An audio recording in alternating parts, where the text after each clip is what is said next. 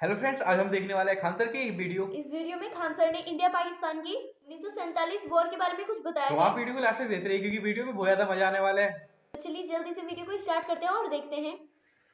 आतंकवादियों को माफ करना या ना करना ये ऊपर वाले का काम है, लेकिन आतंकवादियों को ऊपर वाले तक पहुंचा देना ये इंडियन आर्मी का काम है। आम कितना भी पीला हो जाए, लोग दबा के चेक करते हैं पका है कि नहीं है, क्योंकि पता है कि दब जाएगा। और बेल बेल कोई दबा के नहीं चेक करता है। सब इनको लगा कि भाग रहा है भारतीय, मारो गजवाए हिंद। अरे ससुरा गजवाए हिंद, तुम्हारा बाप आ रहा है। भारतीय मीडिया ने छाप दिया भारत के लाल बहादुर शास्त्री को लाल कहा जाता है। भारत के लाल ने ताशकंद में भारत को बेच दिया। बेचारे लाल बहादुर शास्त्री साइन किए और रूम में गए, हार्ट अटैक से मर गए। अरे आज नहीं तो कल तो मराना ही मराना, मरा जाए आदमी, कौन दिक्कत है यहाँ पे। कौन मर आदमी 70 साल जी के क्या कर लेगा, ये बता ना। बेड पे मरोगे, बेड नंबर 36 मर गया, ऐसा जरूरत नहीं।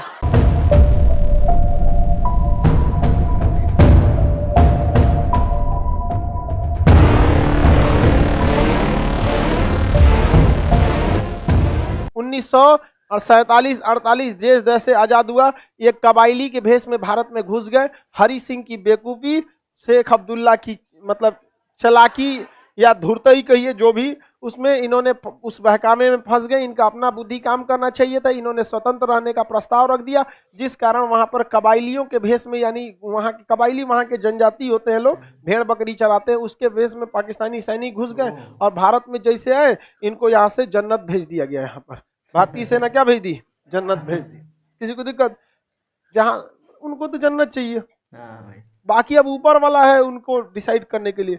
हमारे पे काहे भड़काता। तो यही नहीं, मैं वीडियो में बोल दिए थे कि आतंकवादियों को माफ करना या ना करना ये ऊपर वाले का काम है, लेकिन आतंकवादियों को ऊपर वाले तक पहुंचा देना ये इंडियन आर्मी का काम है। कुल भड़क गया था सब पाकिस्तानिया से एकदम यहाँ पे। अब उनको लगता है कि हम मतलब उन लोगों के लिए, हम उनको भड़कने से हम सुधर जाएंगे। अब पाकिस्तान को लगा कि भारत जो है 1965 के युद्ध में बहुत बुरी तरह से हारा हुआ है। यही 62 के युद्ध में बहुत बुरी तरह से क्या हुआ है, हारा हुआ है। यही मौका है किस पर हमला करने का, भारत पे। फिर से होगा गजवाए हिंद। आओ गजवाए हिंद तोरा करते हैं, अजब हाल है। भारत पर क्या किया जाए, आक्रमण किया जाए। और 65 में भारत में पड़ गया सूखा, बहुत समस्या हो। और 62 की लड़ाई जवाहरलाल नेहरू जब हारे, हर इंसान उनको कोसता था। भारत चीनी भाई भाई, इंदिरा गांधी भी पढ़ी लिखी, कोई भी बोलेगा ना एयरफोर्स का यूज क्यों नहीं किया। लेकिन समस्या वही, फिर हम आपसे भी पूछते हैं, नेहरू को छोड़िए, आपका विधायक पीटेगा, एक तमाचा मार सकते हैं? नहीं मार सकते, ये गलती है। लेकिन हमारे बैच के तो मार दीजिएगा, नहीं समझे, दे दीजिएगा यहाँ पर, कोई दिक्कत नहीं जी। अमर होके थोड़े आए हैं, अमर होके आए हैं, नहीं कोई दिक्कत नहीं है। आप देखिएगा मिर्जापुर मूवी में गोली, मुन्ना भैया, गोली उसी को मारा है जिसने दोबारा पलट के नहीं चला है। मारे गुड्डू पंडित को,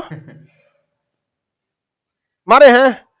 आम कितना भी पीला हो जाए, लोग दबा के चेक करते हैं पका है कि नहीं है, क्योंकि पता है कि दब जाएगा। और बेल कोई दबा के नहीं चेक करता है, पता नहीं दबेगा यहाँ पर, समझ में कि नहीं। भारत की भी थोड़ी गलती हो जाती है। अब यहाँ पे भारत में पड़ गया सूखा, और 62 की लड़ाई में हम लोग बहुत बुरी तरह हारे थे। सेना का मनोबल एकदम टूटा था।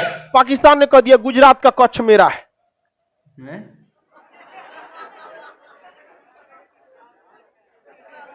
यहां पे घुस गया सब पाकिस्तान वाला, यहां पर घुस गया।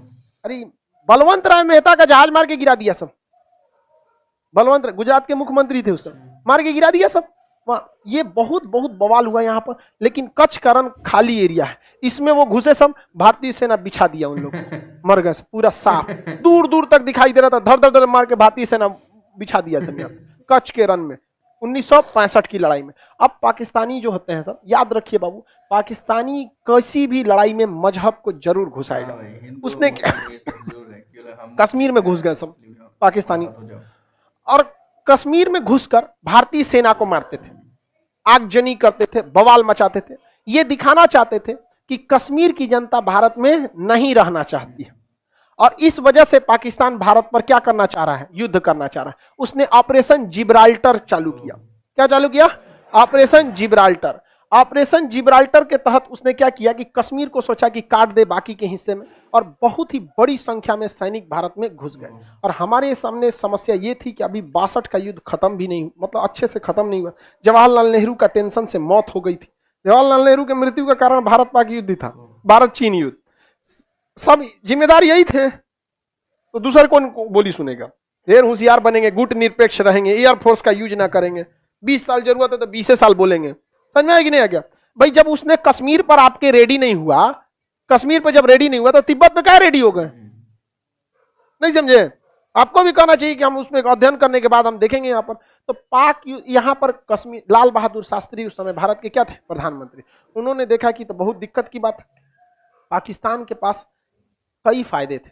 उसके पास सेवर जेट थे, उस समय का सबसे खतरनाक विमान था, और उसमें हीट सीकिंग मिसाइल लगी थी, या विंडर मिसाइलें थी साइड में, मारता था कौन? भारत के पास कोई मिसाइल नहीं थी। भारतीय जहाज में बंदूक लगा था, और उसके पास हीट सीकिंग विंडर मिसाइलें थी, मार देती थी जहाज की इंजन सूंघ के। अब हवा में तो कहीं गर्मी का सवाल पैदा नहीं होता है, अगर गर्मी है मतलब जहाज का इंजन है, और उसी को हीट सीकिंग मिसाइल थी, विंडर मिसाइलें मार देती थी। पाकिस्तान भारतीय जहाजों को मार के गिराने में सक्षम था।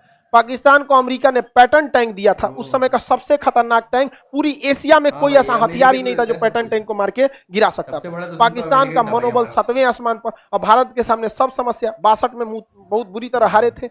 भारत में नेतृत्व की कमी थी, लाल बहादुर शास्त्री आए थे चुनाव से, तो अचानक है ना, मृत्यु हो गई जवाहरलाल नेहरू की, ये आए, सूखा पड़ा हुआ था। पाकिस्तान में ऐसी कोई समस्या नहीं थी। पाकिस्तान ने देखा यही मौका है, पाकिस्तान ने यहाँ गुजरात पर हमला किया, कोई फायदा नहीं हुआ, कश्मीर में घुस के पूरा बवाल करा दिया कश्मीर में, और यहाँ ऑपरेशन जिब्राल्टर के तहत घुसा दिया। भारतीय सेना जब आई तो पाकिस्तान को वहां से मुंहतोड़ जवाब देना चालू किया, और यहाँ पर 1 दिन में जो ऑपरेशन जिब्राल्टर का जो हेड ऑफिस था 1 दिन में उड़ा दिया। 1 दिन में उड़ा दिया यहाँ पे, और वहाँ ऑपरेशन जिब्राल्टर की इनकी हवा निकल गई। पाकिस्तानी सैनिक भागने लगे थे यहाँ से। तो यहाँ हमारी थल सेना ने बहुत ही बहादुरी का परिचय दिया, लेकिन यहाँ पर उसकी एयरफोर्स भारी पड़ गई। एयरफोर्स के जहाज जो थे उसके, उसमें ना मिसाइलें लगी थी, और मिसाइल खुद ढूंढ के मार देती है। अब बंदूक में क्या है? मशीन गन लगा है, जहाज को टेढ़ा करना पड़ेगा, इसे करके मारना बहुत मुश्किल हो जाता है। और उसकी दुनिया की सबसे खतरनाक जहाज एस-4 नहीं था सर उस समय, तो अभी भी नहीं आया है, रेडी नहीं हुआ, अभी आ रहा है। क्या बात करते हो? उस समय टेक्नोलॉजी भी नहीं थी, एस-4 तो दुनिया में कहीं नहीं था। तो उसके बाद वेंडर मिसाइलें थी, मार देती थी, धाए से कोई जहाजे नहीं उड़ता था उसके आगे, डर के मारे। हमारे पास सबसे घटिया जहाज उस समय का नाट विमान था, नॉट विमान था। उसके पास सेवर जेट था, स्टार फाइटर, सेवर जेट उस समय के सबसे उन्नत जहाज थे, और उसमें हीट सीकिंग मिसाइल, वेंडर मिसाइलें लगी थी। हमारी जहाज मार के गिरा दिया, उड़ने नहीं दिया। हाँ तो तब हो गया श्रीनगर एयरबेस पे आके बम मार के चल गए। तब क्या किया जाएगा? तो भारतीय सैनिक भी कहा जुगाड़ लगाया सब। इसने कहा एक काम करते हैं, पाकिस्तान के जो सेवर विमान है इनको हम लोग चकमा देते हैं। इन्होंने क्या किया? अपने नाट विमानों को बहुत ही हाइट पर उड़ाया, बहुत ही हाइट पर उड़ाया। किसको? नाट विमानों को, ताकि ये रडार के पकड़ में आ जाए। इन घोंचुओं को समझ में नहीं आया, नाट विमान किसके पकड़ में आ गया? रडार में। और इन लोगों ने उड़ा दिया किसके खिलाफ? नाट विमान के खिलाफ। अब नाट विमान कमजोर थे, और ये स्टार विमान थे, इनका पीछा करने के लिए ये ऊपर गए। अब मशीन गन की लड़ाई में देखिए, हमारे पास मिसाइलें नहीं थी, हमारे पास क्या था? Machine gun. मशीन गन अगर लड़ाई में रहेगी तो उसी को फायदा होगा जो पीछे है या फिर ऊपर है, धाए धाए मार देगा। अब पता चला आप आगे हैं, अब पीछे से वो है, तो घूमे के मारेंगे, ऐसे मार देगा पीछे से, और उसके पास तो मिसाइल है। तो भारत ने फंसाया, एयरफोर्स ने नाट विमानों को क्या किया? ऊपर भेजा। और इनको था कि तुम भागा ना, रडार में ये पकड़ा गए, चल गए। और नीचे से भारत ने बाकी के 10 ठो नाट विमान को नीचे से उड़ा दिया। इससे ये रडार में आईबे नहीं किया, इन घोंचुओं को पता ही नहीं है। ये मारने गया सब उसको, ये मारने गया इसको, ये चल गया सब हाइट से, इधर से ले आइए, इधर से क्या हो गया? सब भाग गया सब। इनको लगा कि भाग रहा है भारतीय, मारो गजवाए हिंद। अरे ससुरा गजवाए हिंद, तुम्हारा बाप आ रहा है। भारतीय सेना, वायुसेना के नाट विमानों ने उस समय के सेवर जेट विमानों को इस तरह से मारा कि पाकिस्तानी एयरफोर्स ने कहा कि सेवर जेट विमान अब उड़ान नहीं भरेंगे। लो समझे नहीं, इसे कहते हैं खौफ। क्या होता है यहाँ पर, और ये हमेशा से होता रहा है। अमेरिका में कमेटी बैठाई गई कि नाट विमान कैसे मार दिया रे उसको, स्टार विमान, नाट विमान, यही होते रहेगा। अब समस्या समझ, चोटों के पास बहुत सुविधा है, अगर वो इसके खिलाफ उड़ान नहीं भरेगा तो ऑलरेडी ये हाइट पे है, मार देगा, और उड़ान भर रहा है तो ये घेर के मारेगा। जाओगे कहां? सबसे इतना ही, दोनों हाथ में, आगे खाई पीछे कुआं, मरोगे यहाँ पे। एयरफोर्स उसकी चौपट हो गई, और इतना बेहतर। शुरुआत में हमारी एयरफोर्स चौपट हुई थी, इसलिए हमेशा याद रखिएगा, हथियार मायने नहीं रखता है, चला कौन रहा है ये मायने रखता है। आज भी सबसे विश्वसनीय जहाज दुनिया में सबसे ज्यादा लड़ाई लड़ा है F-16 जहाज। ये अब बहुत मॉडर्न जहाज है, अमेरिका का ही दिया है। सेवर जेट भी किसका दिया था? अमेरिका का ही। और स्टार विमान भी किसने दिया था? अमेरिका ने। Heat seeking missile America, vendor missile America हो दिया यहाँ पर। F-16 अभिनंदन लेके गए थे MiG-21। इसे उड़ता हुआ ताबूत कहते हैं, दुनिया का सबसे पुराना जहाज है, झड़ गया इसका पेंट ओंट भी, लेकिन इससे मार दिए किसको? F-16। अरे इसमें एक को इंजन है ना, इंजन में फेल हो गया था इनका। स्टाल पोजीशन कहते हैं, बहुत ज्यादा हाइट कर देते जहाज, स्टाल कंडीशन में चला जाए, इंजन फेल हो जाता है, इसलिए इनके ऊपर मिसाइल हिट कर गई। अदरवाइज मिसाइल हिट नहीं करती, डबल इंजन रहता तब। और दूसरा विमान भी है 1980 का। आपके पास 1980 का मोटरसाइकिल है, क्या हाल होगा? लेकिन हिम्मत देखिए उस आदमी का कि लेके उड़ गया और किसको मारने के लिए? मारियो दिया उसको। वो तो दूसरका आके ना मार दिया यहाँ पर। और दूसरी बात, वो पाकिस्तान की टेरिटरी में थे। हिम्मत देखिए, उनसो के पास इतना उन्नत जहाज होने के बावजूद यहाँ नहीं आए, दौड़ा दिए वहां पर। अरे वो तो गलती हो गया ना, सुखोइया पीछे था। सुखोई 30 MKI थोड़ा सा पीछे था, नहीं तो उनका सोचा लाहौर में घुस के उनको तबाही मचा के आता। तो 65 की युद्ध में एयरफोर्स ने क्या कर दिया? धावा बोल दिया। और भारतीय सैनिक तो मनोबल आगे था ही। अरे भाई, एयरफोर्स के चक्कर में ना भारतीय सैनिक आगे नहीं बढ़ रहे थे। जब एयरफोर्स ने भारतीय सेना को कहा कि आप टेंशन मत लो, उनकी एक जहाज नहीं उड़ेगी, तो भारतीय सेना अगले दिन लाहौर पहुंच गई। लाहौर पहुंच गई थी, और लाहौर के स्कूल पर पाकिस्तान का झंडा हटा के और वहां तिरंगा झंडा लहरा दिया गया था वहां। यह हकीकत है।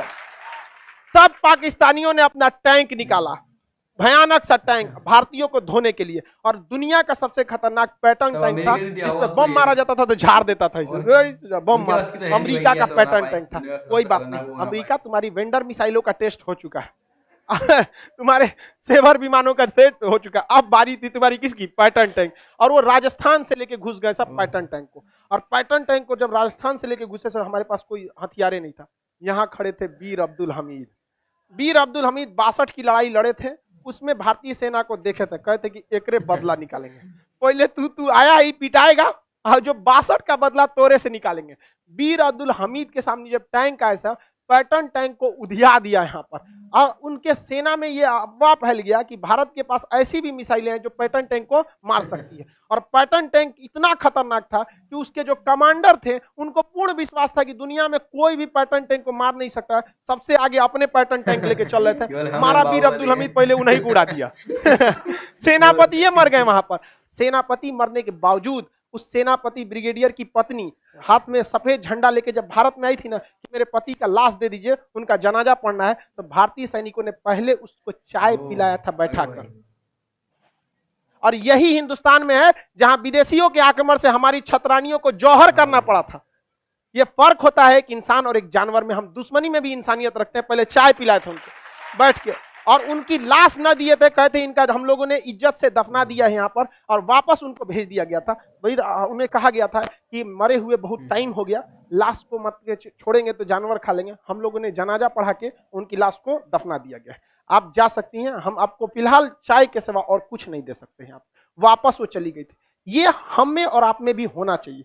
दुश्मनी में हमें अपनी संस्कृति को धूमिल नहीं करना है। ये गौरव से हमेशा ये याद रखेंगे। हम तो ये भी चाहते तो गोली मार देते उसको, लेकिन इतिहास में कभी नहीं मिट सकते थे कि भारतीय सेना ने एक विधवा के ऊपर हाथ उठाया। कभी नहीं हो सकता। तो इस बात में हमें गर्व होना चाहिए और हमें इस संस्कृति को हमेशा से बचा के रखें। उसके बाद अगले दिन से तो वीर अब्दुल हमीद के जो गोले बरसने लगे थे, तो वहां पे आरसीएल गन था। वो मतलब बहुत नॉर्मल बंदूक होता, टैंक को नहीं मार सकता था, लेकिन हर टैंक का कुछ कमजोर हिस्सा होता था, वहां वो हमला करते थे। लेकिन किस्मत कुछ और मंजूर था। भारतीय सेना का टैंक और वीर अब्दुल हमीद की आरसीएल जीप और पैटर्न टैंक आमने सामने हो गए। दोनों ने एक साथ गोला मार दिया। यहाँ पर यहाँ वीर अब्दुल हमीद के चिथड़े उड़ गए। उनकी बॉडी भी अच्छे से नहीं मिली थी, कुछ टुकड़े बचे थे, वहीं उन्हें शहीद में दफना दिया गया। यहाँ धामूपुर गांव है, गाजीपुर डिस्ट्रिक्ट, उत्तर प्रदेश में। वहां पर उनके आज भी वीर अब्दुल हमीद के याद में स्मारक बनाया गया है। इसके बाद भारतीय सेना का खून खौला। भारतीय सेना ने यहाँ नहर खोल दिया। नहर का पानी इतना बढ़ गया कि इतना पानी लग गया वहां पर, वहां का टैंक जाम में फंस गया यहाँ पर। और उसके बाद हाल ये हुआ कि भारत ने 100 टैंक को मारकर गिरा दिया। इतिहास में पूरी एकमात्र भारत पाकिस्तान का सीमा है जहां आदमी का नहीं, टैंकों का कब्र बना हुआ है। टैंक अभी भी है। टैंक का कब्र बना हुआ है, वहां स्पष्ट टैंक के लिखा हुआ है पाकिस्तानी टैंक नंबर प्लेट के साथ। आगे ले जाओ यहाँ पर, इतना ढूंढ के रख दिया था यहाँ पर। तो अब इसके बाद बच गई नेवी। तो नेवी के पास एक ऐसी जहाज थी, पानी वाली जहाज, जो बहुत सटीक मिसाइल मारती थी, लेकिन उसका ज्यादा रेंज नहीं था, जिसे कॉर्बेट कहते हैं, ज्यादा रेंज नहीं था। अब उसको कराची बंदरगाह तक ले कैसे जाए? तो भारत वालों को जुगाड़ का कमी है, यहाँ गाड़ी का इंजन फेल होता है, बांध के ले जाता है। तो भारतीय नौसेना ने उस मिसाइल मारने वाले जहाज को बांध के ले गए थे सब। कहां पर? कराची बंदरगाह पर। और कराची बंदरगाह के जितने भी जहाज थे सबको मार दिया था। पाकिस्तानी नेवी ने आदेश दिया अपनी नौसेना को कि समुद्र में मत जाओ, समुद्र में मत जाओ। रूस के थल नौसेना प्रमुख माथा पीट रहे थे कि यार मारा कैसे उसको, क्योंकि ये मिसाइल रक्षा करने के लिए। अब S-400 किस लिए है? रक्षा करने। अब ओकरा कोई ले जाके दूसरे पे हमला कर दे तो रूस नहीं करे, ये क्या किया रे तुम? यहाँ रक्षा करने वाला ना मिसाइल है कि तुम्हारे ऊपर कोई मारेगा तुम मारना। कह हम बता रहे ना कैसे बांध के ले गए थे और वहां ले जाके खड़ा कर दिए, और इसके और आया तो मार के गिरा दिया, सब मार के धो दिया। पाकिस्तानी नेवी का हालत खराब हो गया। कराची बंदरगाह से भाग गए थे वो लोग, ग्वादर बंदरगाह पे छोड़ के, कह के भाड़ में जाओ। एयरफोर्स मराई, नेवी मराई, थल सेना मराई, सब मराई, फिर भी इन्हें गजवाए हिंद चाहिए। अरे चट्टो कहीं के, तुमको कौन समझाए यहाँ पर। इसके बाद लाल बहादुर शास्त्री, रूस जो था ये नहीं चाहता, क्योंकि अमेरिका और रूस के बीच में विवाद चल रहा था उस समय। सेम क्यूबा संकट चल रहा था। क्या चल रहा था? क्यूबा संकट। क्यूबा कहाँ? अमेरिका के पास है। क्यूबा संकट चल रहा था। लगने तो यहाँ पे अभी मार चल रहा है, यहाँ खत्म कैसे? तो मार जब तक खत्म नहीं होगा तब तक हमको लगता है हमको सेना में छाटा था सब इसीलिए। बोलता है तुम बहुत बोलता है। हम रहते हैं वहां पे ना, हम मार करा दिए रहते हैं। बाढ़ में जो सोचा कूद जाते हैं हम मराते तो पीछे सेना आईबे करती। आई हो गया, जम गया, बजर गया यहाँ पे, बात खत्म। यहाँ अरे आज नहीं तो कल तो मराना ही मराना, मरा जाए आदमी, कौन दिक्कत है यहाँ पे? कौन मर आदमी 70 साल जी के क्या कर लेगा? ये बता ना, बेड पे मरोगे, बेड नंबर 36 मर गया, ऐसा नहीं, क्या फायदा है यहाँ पे? बुढ़ौती में मर के पतो अगर आएगी, बुढ़ा मरता नहीं है यहाँ। बेहतरीन है ना यहाँ पे, वो जवानी जवानी नहीं जिसकी कोई कहानी न हो। मार तो चीन चाहता नहीं था। सुनिए ध्यान से, यहां पर था क्यूबा संकट। यहां क्या था? क्यूबा। रूस ससुरा यहां आके परमाणु बम लगा दिया था। किसको मारने के लिए? अमेरिका को। और अमेरिका तुर्की में आके परमाणु बम लगा दिया, किसको मारने के लिए? रूस। अल्लाह, तृतीय विश्व युद्ध की तैयारी चल रही थी। अब रूस चाहता था कि दूसरे जगह पे युद्ध ना हो। पाकिस्तान किसका साथ दे रहा था? अमेरिका किसका साथ? पाकिस्तान। रूस किसका साथ दे रहा? भारत। तो इन दोनों के बीच में ताशकंद में समझौता बुलाया गया। भारत लाहौर तक कब्जा कर लिया था। ताशकंद समझौता में रूस ने भारत का साथ नहीं दिया, वो केवल कॉम्प्रोमाइज कराना चाहता था। और लाल बहादुर शास्त्री पर सारे लोगों पर दबाव बनाया गया, इतना दबाव बनाया गया, कई बार ऐसे भी हो गया आपको बैठा के बीच पूरा गांव दबाव बनाएगा, मजबूरी में साइन करना पड़ेगा।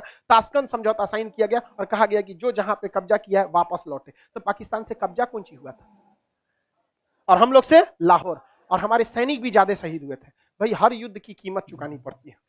तो हमारे शहीद, जो हमारे सैनिक शहीद हुए उनके लिए एक संवेदना होती है। लेकिन हाँ, मरेंगे तो आपकी मृत्यु हो जाएगी, शहीद होंगे, अजर अमर रहेंगे। हमारे सैनिक कभी नहीं मरे, वो शहीद हुए, अजर अमर रहे यहाँ पे। तो हमारे सैनिकों ने शहादत दी थी, हमें लॉस हुआ था। हम कराची तक, हम लोग लाहौर तक चले गए थे, युद्ध नहीं खत्म हुआ रहता ना, बीच में समझौता नहीं होता, हेल के हम लोग तो ईरान घुस गए रहते यार, पाकिस्तान को हाथ छोड़ो ना यहाँ पर। तो बाद में समझौते से दोनों को अपना जगह वापस लौटाना पड़ा। जब साइन हो गया तब लाल बहादुर शास्त्री के ऊपर दबाव था, रूस का दबाव था, इनका दबाव था, ये बेचारे साइन कर दिए कि अब हम लोग वापस लौटेंगे, अपनी सेना से लौटेंगे। और वहां देखिए, लाल बहादुर शास्त्री साइन करे ना करे, बीच में हस्तक्षेप होता, वापस लौटना ही पड़ता। थोड़ा समय लगता लेकिन लौटना पड़ जाता, क्योंकि यूएनओ ने कहता है कि आप दूसरे देश को कब्जा नहीं कर सकते। लेकिन लाल बहादुर शास्त्री को ये इतना जल्दबाजी में डिसीजन नहीं लेना पड़ा। लेकिन उस इंसान को समझिए जो अपने देश में नहीं है, दूसरे देश में, उज्बेकिस्तान में है, ताशकंद नामक शहर में बैठा है, पूरी दुनिया उस पर दबाव बना रही है, पागल हो जाएगा वो इंसान। और उसके ऊपर जब किया गया तो भारतीय मीडिया ने छाप दिया, भारत के लाल, लाल बहादुर शास्त्री को लाल कहा जाता है, भारत के लाल ने ताशकंद में भारत को बेच दिया। बेचारे लाल बहादुर शास्त्री साइन किए और रूम में गए, हार्ट अटैक से मर गए, वहीं मर गए। एकमात्र प्रधानमंत्री जिनकी मौत विदेश में हुई है। बहुत कीमत चुकाए हैं हम लोग इस देश के लिए। 62 की युद्ध नेहरू की जान ले गया, 65 का युद्ध लाल, 11 जनवरी 1966 को ताशकंद समझौता हुआ, हमारे लाल बहादुर शास्त्री की मृत्यु हो गई। वही व्यक्ति था कहने वाला जय जवान जय किसान। उनके कहने पर किसानों ने बमबारी के बीच भी हल नहीं रोका था। कश्मीर में खेती चालू थी, पंजाब में किसान खेती में लगा था, क्योंकि लाल बहादुर शास्त्री वो व्यक्ति था जिसने कहा था जय जवान जय किसान। किसानों ने कहा था कि अगर सैनिक बंदूक चला सकते हैं तो हम हल चलाएंगे, अगर हमारा हल रोकना है तो बंदूक रुकवाइए। ना हल रुकेगा ना बंदूक रुकेगी। हार तो होना फिक्स है, पाकिस्तान हार भी गया था, लेकिन यहां पर रूस हम लोग को अपना मित्र माना नहीं था। लेकिन 1966 के बाद रूस को लगने लगा कि नहीं, भारत किसका साथ देगा, रूस का। उसके बाद रूस हमारे फेवर में आया और 1971 में रूस ने माफी मांगा था, कहा था कि जो 65 में गलती हुई थी उसका सूद समेत 71 में लौटा देंगे। और 71 में जब अमेरिका अपना परमाणु बम लेके आया तब रूस पहले खड़ा हो गया, मार हमको यहाँ पे। तो कई अंतर्राष्ट्रीय संबंध बनते बिगड़ते रहते, ये छोटा मोटा सब्जेक्ट नहीं होता अंतर्राष्ट्रीय रिलेशन, इसमें हर तरह की आपको नॉलेज होना चाहिए। अब समय का अभाव है, नेक्स्ट बैच वाले तैयारी में हो गए सब, समझे। ओके फ्रेंड्स, तो जैसे कि आपने देखा खान सर ने 1947 वॉर की पूरी कहानी को ज्यादा डिटेल में बताया है। बाकी वीडियो आपको कैसी लगी वो कमेंट बॉक्स में बताना, और ऐसे ही रिएक्शन वीडियो देखने के लिए हमारे चैनल को सब्सक्राइब कर लेना। बाकी हम मिलते हैं आपसे किसी नेक्स्ट वीडियो में, तब तक के लिए बाय बाय।